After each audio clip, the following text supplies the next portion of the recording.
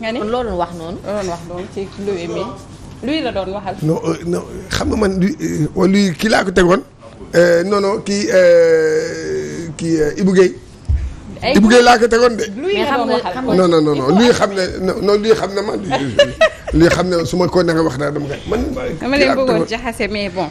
Aïcha Sow-Poulo ñu wax ci quelques points yi nga xamante ni moom nga souligné moo toll ci ñaari ponk ñu war ko waxtaanee ñeel actualité premier bi di procès Ousmane Sonko Adji Sarr encore une semaine pour la délivrance daal di def le Sénégal donc deuxième bi di la démocratie est-elle figée au Sénégal nga def ci point d'interrogation mais ñu commencer par le premier point di procès Sonko Adji Sarr encore une semaine pour la délivrance.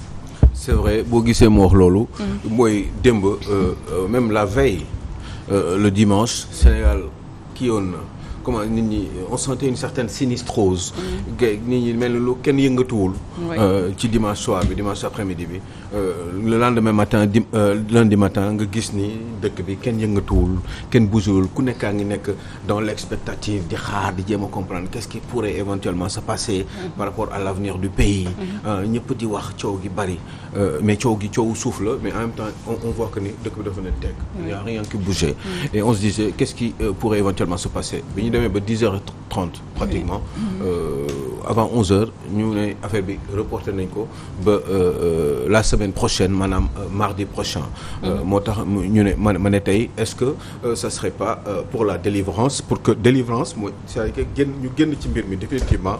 qu'on puisse passer à autre chose que le pays puisse être calme et que mbir yi mën a dox normalement que lépp li nga xam ne lii mi ngi koy problème yi ñu ngi koy créer problème procès bi mi ngi koy créer que doon ko gàllankoor muy ci wàllum économie ci wàllum les activités des Sénégalais les activités journalières parce que Sénégalais yi ñu ci bari yëngatuwuñu ñu war a dem lijjanti on vit beaucoup dans l'informel dans ce pays nit ñi dañuy yeewu suba teel dañuy fanaan avant ñuy fanaan suba amuñu lu ñu dundee dañ ko nar a dem lijjanti le lendemain donc du ñu xam nu ñuy def donc ça crée un stress permanent chez les Sénégalais depuis un certain nombre de temps surtout dafa doon monter en crescendo plus procès bi gën a jege rek plus mbir moomu ñu koy sentir chez les Sénégalais.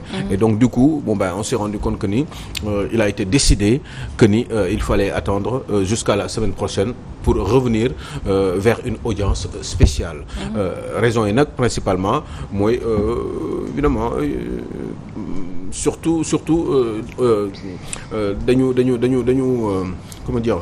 Ils ont consacré justement l'article donc 246 du code de procédure pénale ci gàttal bu ne bu fekkee ni dafa am audience d'identification bi nga xam ne l'article 238 je pense moom moo ko prévoir du code de procédure pénale pour que nit ki ñëw la veille du procès pour wane ni ce qu'on appelle un interrogatoire d'identification ou une audience d'identification dafa war a ñëw la veille pour wane boppam ni ñëw na fi que ñëw na présent na que suba dina ñëw ci procès bi en fait pour se présenter quoi confirmer justice ni dina ñëw le lendemain mais loolu bi ñu waxee loolu ba pare bi ko article 240 foog naa waxee ba pare article 246 dafa ne waaye il faut ñetti fan après audience d'identification pour mën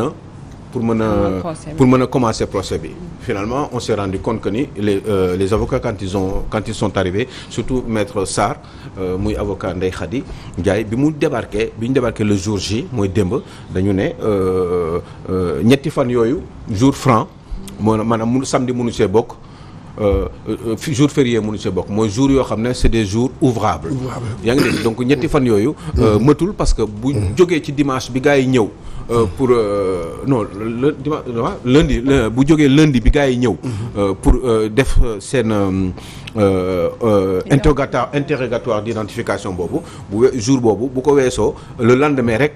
surtout en ce qui concerne Ndeye Khady Ndiaye bi nga xam ne moom mooy cliente am moom loolu moo ko concerné lundi bi la ñëw te ba pare mardi ba mu dellu si waat te alors que moom amoon na droit am 3 jours mais en général boo gisee ñu def loolu c'est pour éviter que ni nit ki bu ñëwee ci audience d'identification boobu ba pare ci diggante bi dara dal ko wala mu stressé wala mu feebar ci diggante bi wala tension monté moo tax ñu may ko ñetti fan yooyu pour mu mën a dellu siwaat mais fii dañu def lundi audience d'identification pour Ndeye Khady et le lendemain matin le mardi immédiatement pratiquement est-ce que def na 24 heures deful na parce que c'est le lundi dans l'après-midi il me semble donc pratiquement deful sax 24 heures le lendemain mardi matin mun nar a dellu siwaat donc bi ñu ko souligner loolu ils ont compris que ni justement que maître Sarr ak ndaw si bi muy représenté Ndeye Khady Ndiaye avait raison et que c'était une bonne raison pour remettre à ultérieurement le procès maanaam si la ñu ñoom ñu décider def mbir mi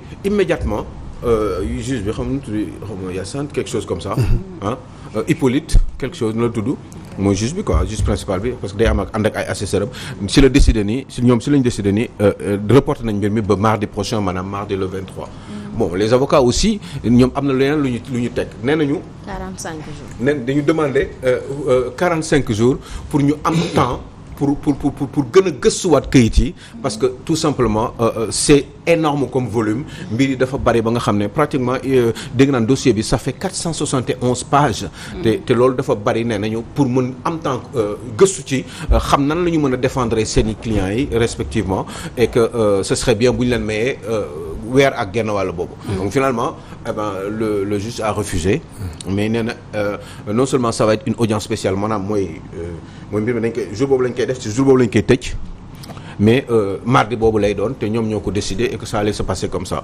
Bon je crois que ñoom aussi nee nañu seen prétexte mooy dossier yooyu ñoom yor nañ ko depuis longtemps tout le monde savait que ni ce qui allait se passer parce que dossier yu bari day échange day am entre avocats yi ak la justice sénégalaise pour la préparation par anticipation du procès. Mais les avocats de Ousmane Sonko. kenn ci ñoom di maître Khoureychi Ba nee na que un dossier de 471 pages bi nga xamante ne jaar na gendarmerie jaar fu ne maanaam jaar circuit bi mu war a jaar yëpp ba ñëw ñoom ñi nga xamante ne ñoo war a layool seen client tey ji amaguñu une copie du dossier donc ça pose problème alors que depuis loolu ñu ngi koy demander loolu aussi je pense que bokk na ci cadre yi nga xamante ni becci na ko ginnaaw ba ñu renvoyer dossier bi c'est possible parce que bon bu ko waxee xam naa loolu moo am parce que xam nga ñun comme on n'est pas dedans mais c'est bien qu'on le sache mais ci diggante bi je pense que ni pour man même si c'était 500 pages une semaine pour un avocat de talent de niveau am nañu possibilité ak surtout expérience bi ñu am par anticipation quelques 20 ans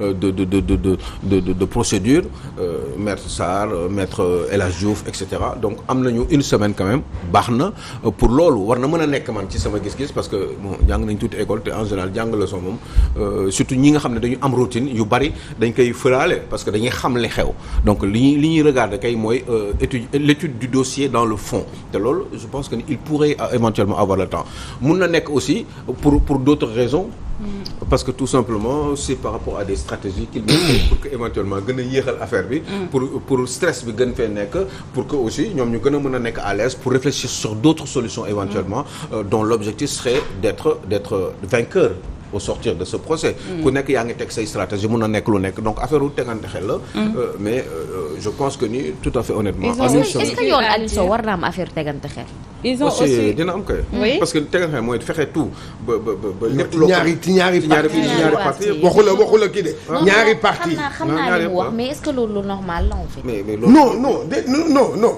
non procès yow exemple damay jox man tey jii li ne man sama avocat ak yow sa avocat ku ci nekk day jéem a xool naka lay def pour gagner ñoom ñaar la de mais loolu laa dul kii bi justice bi de justice bi moom xam lan lay def day teg calendrier am ne sama calendrier yaa ngi nii léegi nag kii mooy sama avocat mooy xool technique bu muy def ak kii yu muy def pour maanaam comme li am na jéem ko yéexal jéem koo gàttal parce que ñoom aussi dañu gis ni que dañu bëgg a bâcler dossier bi pour yàq dossier aussi donc ñee aussi peut-être qu'ils sont dans leur droit aussi problème de convocation démb voilà fa laa doon wax parce que loolu laa doon bëgg a laajte parce que nag Gomis li mu wax comprendre naa ko mais man li may laajte mooy bu ñu demee ba dossier bi nga xam ne toll na fi ku ci nekk di xaaraat ñu nar a jëlaat temps wala sax procès di am est-ce que loolu rek tegante xel la pas ci avocat yi ndax avocat nag bu nekk da ngay xool li nga xam ne mooy fexe pour sa client gagner nga def ko mais ci dossier bii nii est-ce que fii mu toll tey ji waroon na faa toll ak li jot a xew yëpp ak li avocat yi wax ñii jot nañ convocation ñii jot fi mu toll c'est-à-dire ci temps bi wala ci gàttaay bi. non enjeu bi fi mu toll quand elle dit ça je pense qu'elle parle des enjeux. ci enjeu bi parce que dem nañu ba réputation wu justice dafa commencé yàqu te lépp lu ko soobee mooy dossier Sweet Beauté bi. waaw mais xam nga loolu tontu si day xaw a compliqué parce que doo xam véritablement je crois que ni mooy li ma expliqué rek bon moi j'ai toujours compris que y avait toujours tant qu'on est en politique et en politico-judiciaire si je puis dire il y a toujours affaire teg xel ci réew mi il y a toujours affaire njuñ njaaj ku nekk yaa ngi seet sa côté nan nga mën a def pour dem wut benn certificat médical wala pour prolonger affaire bi pour yéexal ko ñële aussi ñi ngi jëng a yàkkamti pour affaire bi gaaw ndax ñu parce que 2024 ñëw na voilà c'est tout yow aussi yaa ngi teg say dil pour jéem a fexe tout pour affaire bi lu mu gën a pousser rek. ba mu am possibilité moom day yàq procès bi. waaw bu dee attends mais loolu day am. waaw bu dee non attends xaaxal. xam nga kii dama koy rejoindre ci benn côté. mooy que indépendance su justice bi warul lijjanti ay 2024. boo ko lijjanti procès mais soo xoolee procès Mbaye Niang bi. il avait un mois pour interjeter. doo dégg li ma la 15 jours ñu ne jàppaat Mbaye Niang dafa génn rek ne du bokk moom laa lay wax yow xanaa doo dégg li ma dama ne la pour te réconforter. voilà loolu la amul benn droit loolu amul benn droit. justice amul benn droit di calculer maanaam calendrier électoral. c'est pas son kii par rapport ak procès bi. day def procès bi bu ngay def ko du xool moom day xool calendrier moom ndax kii yëpp jaar na yoon procédure bi yëpp jaar instruction. mais calendrier bi justice loolu li ngay wax ni bon théoriquement mën na nekk nii mais tant que boo mënee comprendre link bi am entre le pouvoir exécutif et le pouvoir judiciaire mënoo gëm ni loolu mën na am. waaw d'accord c'est une évidence. kon nag c'est ça le problème. waaw c'est que bon. ñun xam nga depuis man. waaw mais Aliou Sow kon wax ji fee na. mais loolu Salma. c'est d'une évidence. waaw mais xam nga ci réew bu ñu ne état de droit. xam nga la loi je le dis souvent je crois que j'en parle depuis 2007.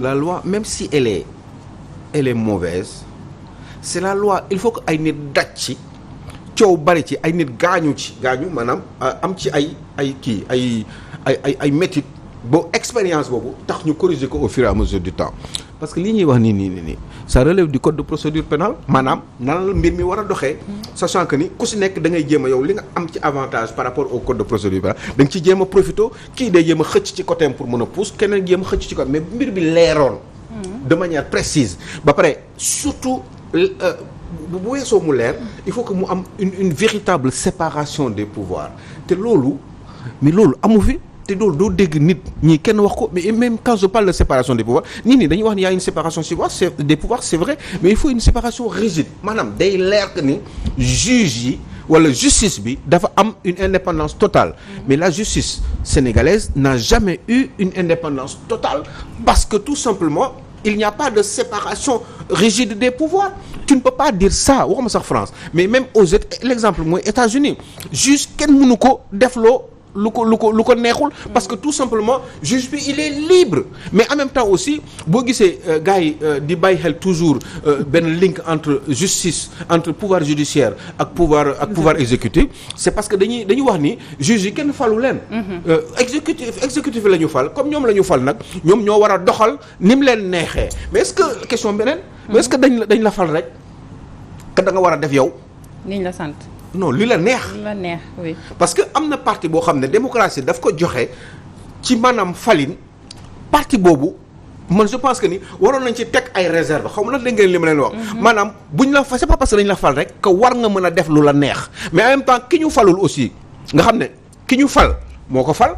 mooy juge organisation judiciaire bi. ni ñu koy defee exécutif bi moo koy def au travers du ministre de la justice bi nga xam ne moom patron mooy kan. le président. mais oui mais président ba pare en même temps dañ ko fal.